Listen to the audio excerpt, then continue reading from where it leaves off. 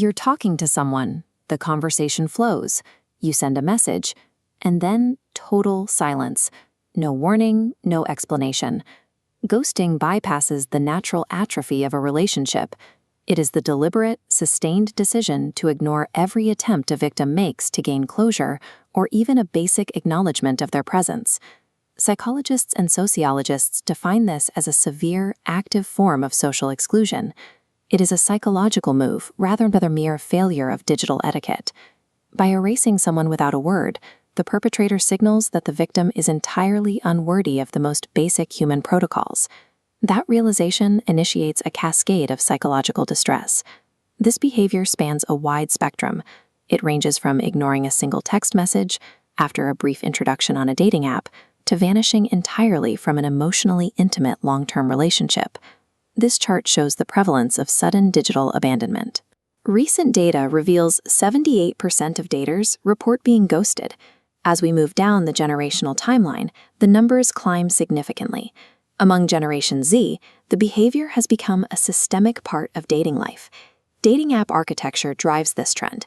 Algorithms provide a carousel of infinite, geographically sorted choices, where the lack of overlapping social circles removes any reputational cost for walking away. This creates a strange contradiction. If the data shows the behavior is ubiquitous, why does it continue to inflict such deep psychological pain? And why do people perpetrate it, knowing the consequences?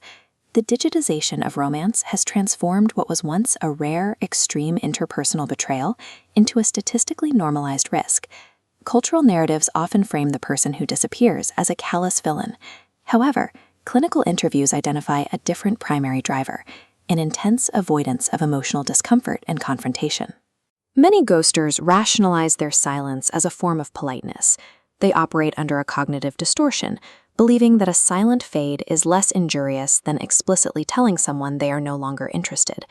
This logic clashes with the reported reality of the victims. In surveys, ghostees consistently state they would have preferred a direct, honest rejection over the agonizing ambiguity of being ghosted. This perceived kindness is an emergency self-preservation tactic. When an individual lacks the emotional bandwidth to navigate a relationship's volatility, they use silence to halt the interaction and protect themselves.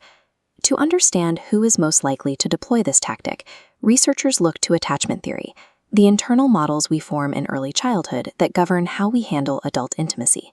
Individuals with a dismissive, avoidant attachment style use ghosting as a distancing strategy. As a relationship deepens, their subconscious threat detection system activates, and they disappear to reestablish a sense of safety and independence. There is also a second, darker predictor. Research links this behavior to the Dark Triad of personality traits, Machiavellianism and psychopathy. In these cases, ghosting is a tool for strategic, calloused exploitation. These antagonistic personalities view partners purely as a means to extract resources or validation. Because they possess severe deficits in affective empathy, discarding a human being without a word is simply the most efficient way to end a connection that no longer serves a purpose. Whether driven by a subconscious panic over intimacy or calculated efficiency, digital environments protect and reward this move toward emotional disconnection. Direct rejection allows the brain to process a loss and begin to move on, but a sudden disappearance creates what psychologist Pauline Boss defined as ambiguous loss. Without any explicit parameters, the victim's brain is trapped in a loop of rumination, searching for a reason that doesn't exist. According to the temporal need threat model, this sudden severing of a tie dismantles foundational human needs. It threatens the evolutionary imperative for belonging, shatters self-esteem, and strips the victim of all agency in the process. Functional MRIs show unexpected social rejection rapidly activates the dorsal anterior cingulate cortex and the anterior insula. These neural pathways are the exact same regions the brain uses to process the intense distress of physical bodily trauma.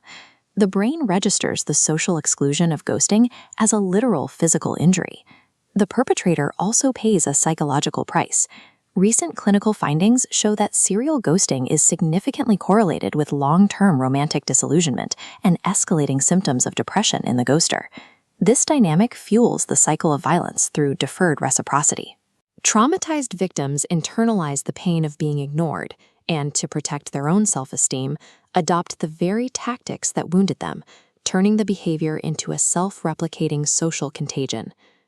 Breaking this cycle requires cognitive restructuring. Clinical interventions help victims externalize the blame, reframing the event not as a reflection of their own worth, but as an indicator of the ghoster's emotional deficits. The key to recovery is building a resilience toward uncertainty. Victims must learn to generate their own internal closure, rather than waiting for an answer from a silent perpetrator. Reducing the spread of digital era avoidance requires a cross-cultural commitment to tolerating the brief, necessary discomfort of explicit honesty.